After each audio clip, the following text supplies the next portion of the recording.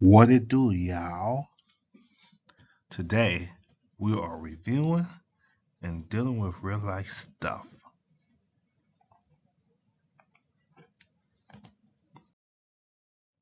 All right, let's see, can you cipher the message? Lies, spies, and allies. Let's see what you got. Cipher this message. 699. The hint is an animal.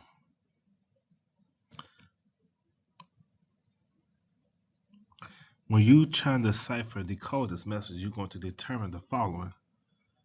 You know there are 26 letters in the alphabet, right? But if I do that, I get EII, which I know that's not an animal. So, but if I subtract 6 minus 4, I get 2. B is the second letter, right? Well, if I go 9 minus 4, I get 5. E is the fifth letter. If I do it again, it spells the word B. Bam. That is what we are all about. Right. Let's use these 8 numbers to find 4. Why don't you pause this video and try and find out? Do not forget, you have to use addition, subtraction, multiplication, and division to get to the sum. All right?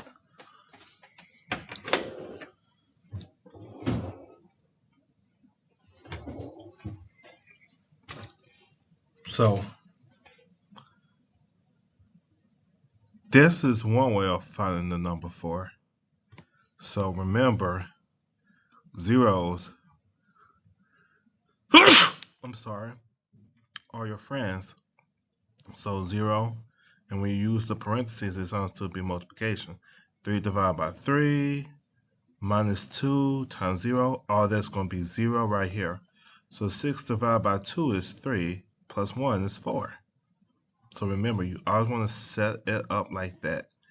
However you want to do your little equation, set it up exactly like this.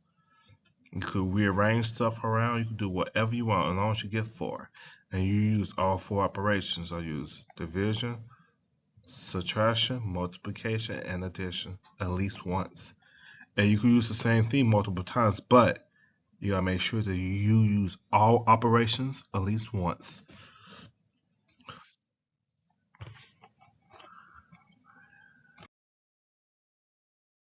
All right, let's spill the tea. Your objective, review for ANET. We're also going to learn how previous lessons satisfy the precise definition of mathematics. We have to find out how statistics satisfy the precise definition of mathematics. ANET is coming. ANETs deal with exponents, range graphs, exponentials, and logarithmic functions.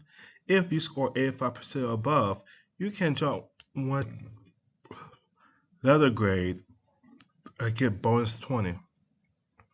The whole entire school would take it on 22nd, 23rd. If you decide not to be here on that date, you are held accountable for the ANET, so you must be there for ANET. Academic integrity is strictly enforced because this is a school-wide thing. You gotta be mindful. What you're doing. Any form of academic dishonesty that's been reported to me, you will deal with the consequences. Do not, cheat. You don't need to because you guys know the material. This ANET will be recorded in JCampus, so wherever you score ANET, I will be putting in JCampus. You could use Desmos if you want to, but this will barely help you. Phones will be collected. Our next class period, so I will be collecting phones. Also, if you my A2 class, you have assigned seats.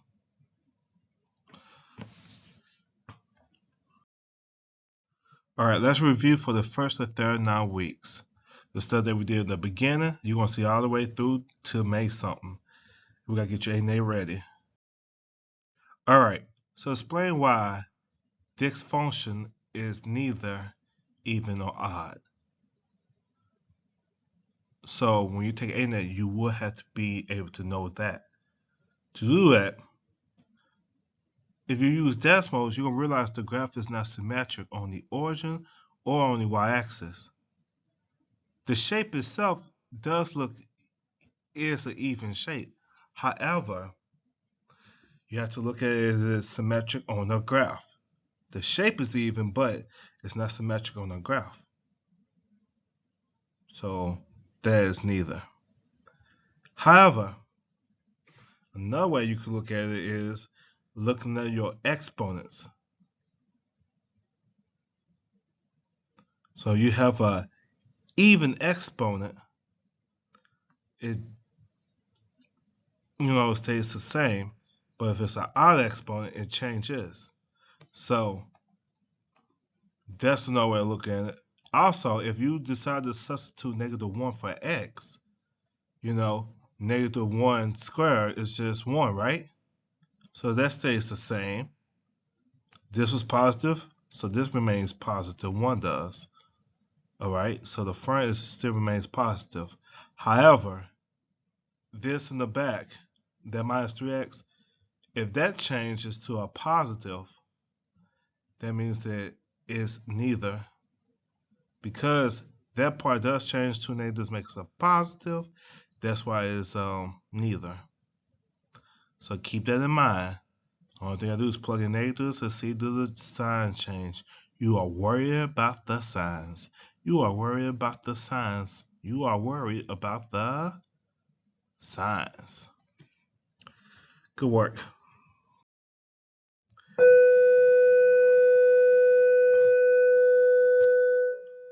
Which one of these are even, odd, or neither? This is symmetric. And it's symmetric around the y-axis, so it's even. It's perfect symmetric. What about the middle one? Well, it's not symmetric because it's not going through the origin for starters. And it's not, perfectly mirror each other. So it can't be odd or even, so it's neither. The last one, that is an odd function because it's symmetric around the origin. Very symmetric around the origin. So it is a reflection. So what you see right here, you're going to see it equals amount there. So therefore it's odd.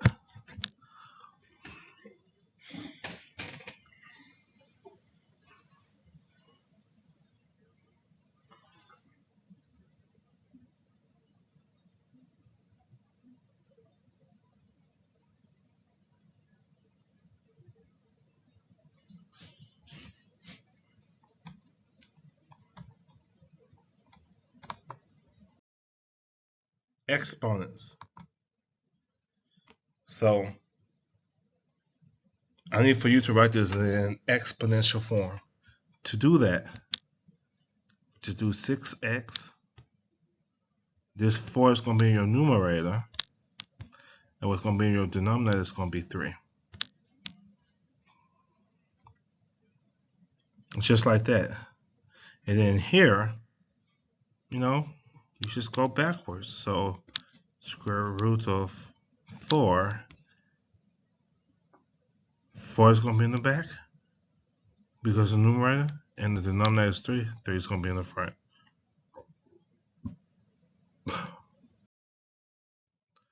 All right. So why is this n equals 6? I mean, n to the 6th power.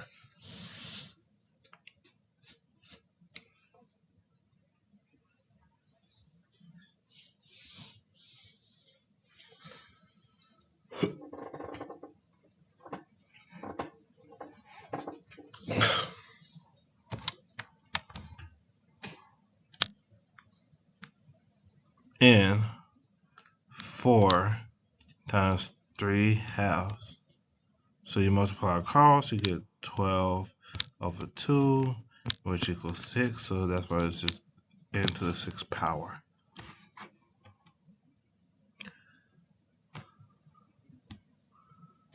All right, so let's do the second one. Let's find that answer. So here, you just gotta multiply across 1/2 times 3/2. And you should get the answer of 3/4. It's not too complicated, isn't it? It's pretty simple.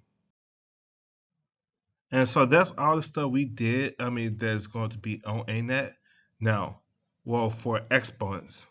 Now, we got other things that we have to deal with that is related to ANET. And it's imperative for you two guys to know it.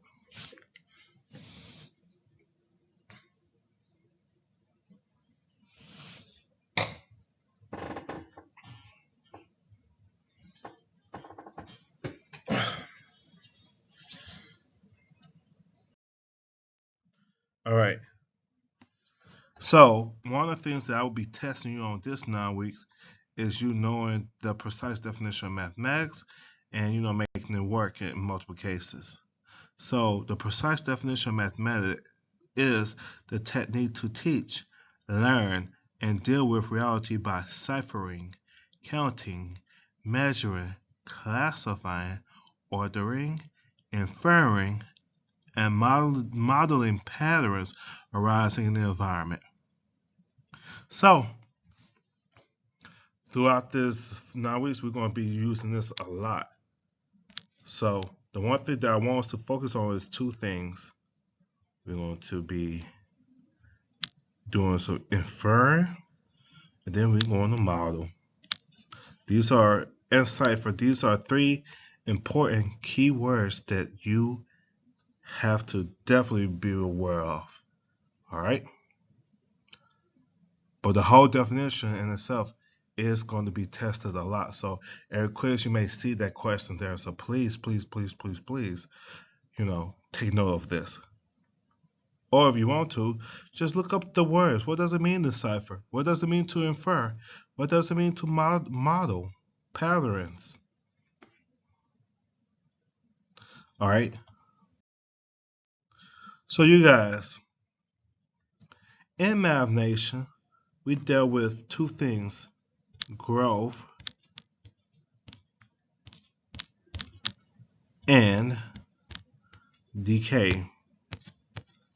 That's what we have been dealing with. So far in class, I mainly focus on the growth, but I'm going to show the decay piece too. And again, we are using the modern patterns arising in the environment, because that's the definition we're using. Part of it. So you have 80 grams of radioactive kind of tellurium. How much will be left after 8 months of its half-life in 2 months? So with this, you have to set up an equation. But it's pretty easy. But remember, if we're dealing with growth, we're usually going to grow by 2, or if it's decay, we're going to take half of it. All right? So the first thing you want to do is, and I could explain this. So 80 is your grams of the tellurium. All right? But in order for us to do that, we got to get the exponent. So we got to go divide 8 divided by 2, which is 4. 4 is your exponent and goes there. Because it says half-life, half is right half, and then this 80 is the grams. And that's how you solve that problem, just like that. Again, you divide them to get the exponent because it says 1/2 life. If it says half-life, you're going to multiply the grams times 1/2 to the 4th power, which gives you 5. All right, and this is something you definitely will see for ANET, so be wary of it.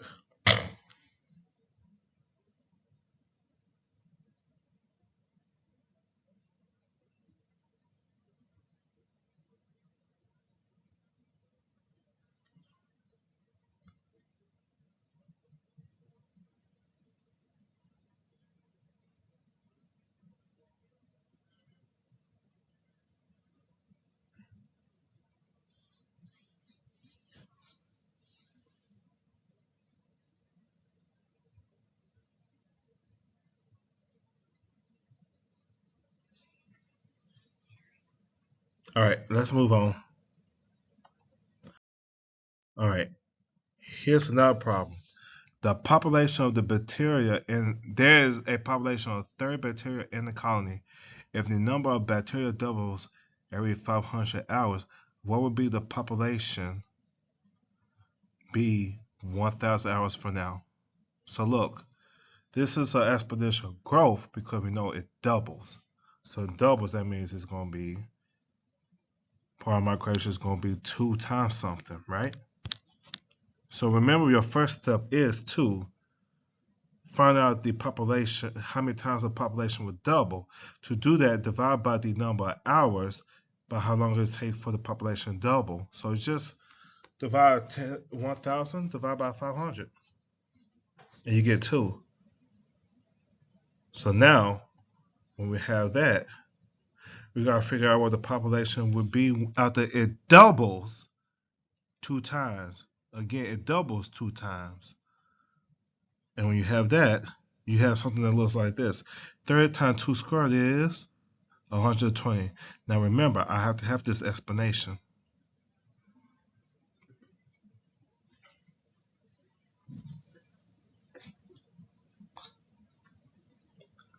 So because you're dealing with real life situations, you have to start answering your questions with real world stuff. Out of 1,000 hours, the population would be 120 hours. 20 bacteria. 120 bacteria. So you have to, again, write out a statement because it's no longer you give me numbers. I'll take credit for that. You must give me words for everything that you do in this 9 weeks. All right, try this one. In a town with a population of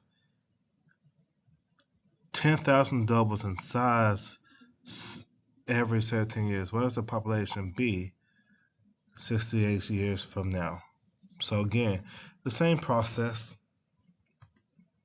68 divided by 7, which is 4, which is my exponent. And because it doubles, it's going to be 10,000 times 2 to the power of 4. And we get 160,000.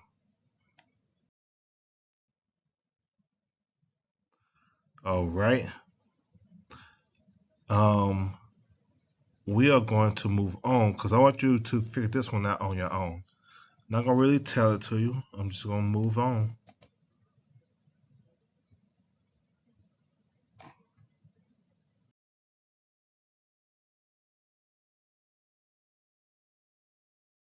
Before we ended the third 9 weeks, we talked about logarithmic functions and why they matter. And again, when dealing with the decibel, sound, earthquakes, and we're dealing with pH balances. Again, I'm going to be quizzing you about these things, so I need for you to know about them.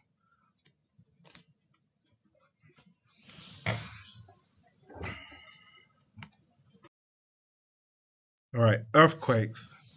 We already talked about it, but let's talk about a Richter scale. It's a logarithmic function that is used to measure the magnitude of earthquakes. The magnitude of an earthquake is related by how much energy is released by the quake. Instrument called the seismographs detect movement in the earth. The smallest movement that can be detected shows on the seismograph as a wave with the amplitude of A to A0 or A0. So this is a formula that you're going to use for the Richter scale. So A is the measure of the amplitude of the earthquake wave, and then A0 is the amplitude of the smallest detectable wave you could deal with. So that formula is essential. Now, as I told you guys before, depending on what you want to do in life, some of these stuff you may see, some you may not. So keep that in mind. All right. So here's an example. An earthquake measure and the wave amplitude 392 times as great as A0. What is the magnitude of the earthquake used in the Richter scale to the nearest 10? All right, and I gave you some work to do. So since A is 392 times larger than A naught. A equals 392 times A naught. And we want to substitute this in. And what we do, we get this, A naught cancel, and we go 392. And then log 392 is 2.6. That's all you have to do. Take the log of it. And again, these are earthquakes of what happened to Haiti. Some are in my hometown, Jacmel. Some are in Port-au-Prince. They may be all in Port-au-Prince. Okay, what if the earthquake was 10 times that? So 10 times 392. It's going to be 3,920 because you times it by 10.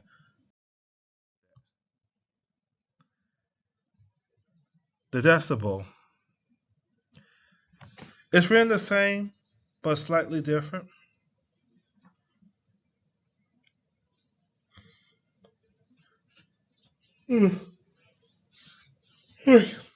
I'm sorry, I'm a little tired.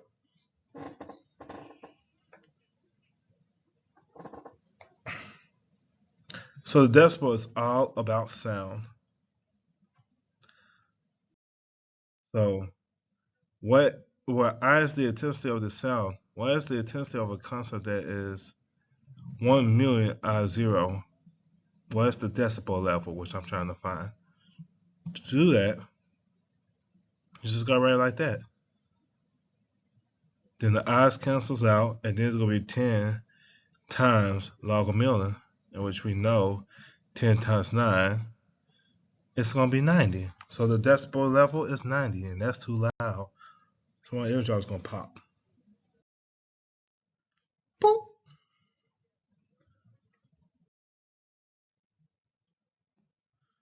All right. Kind of want you to try this out on your own. I gave you the answer to this one, but I want to see how you guys get to the work.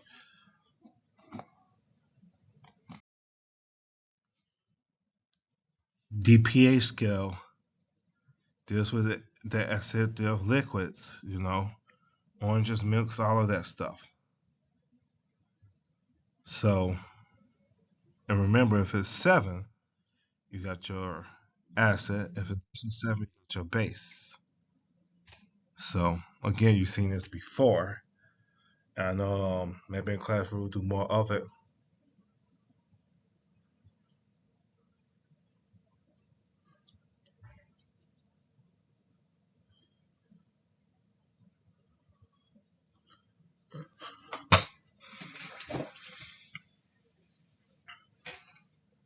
All right. So let's find the pH of an orange, given that it's 6.5 times 10 to the negative 4 power. Well, here's our formula that we're going to use.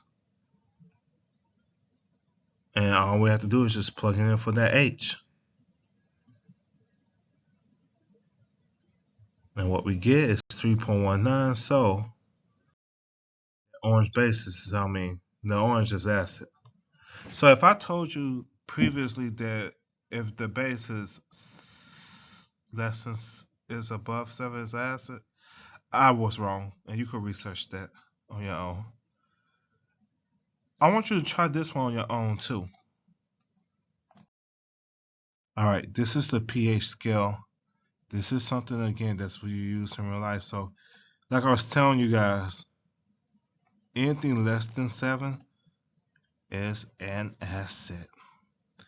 Anything above a 7 is a base. So, we just gotta be careful about all that. If we drink Cokes and all that, that's an acid, and you gotta be careful with that. And we will do more practice, and don't forget, this 9 weeks is solely about the application of it. Why does it matter? All right.